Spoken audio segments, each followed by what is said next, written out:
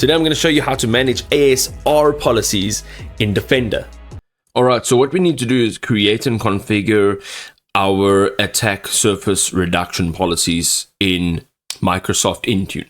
So sign into Microsoft Intune Admin Center, navigate to the endpoint security label and then attack surface reduction.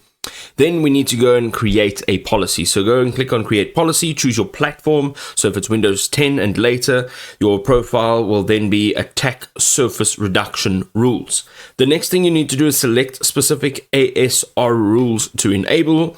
So start with audit mode to monitor impact without blocking legitimate activities. And then use Microsoft's official ASR rule guide for precise configuration.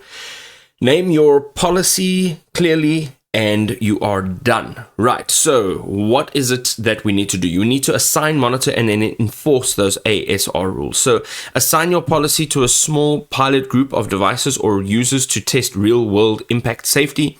Then track your ASR events via Microsoft Defender portal and event viewer.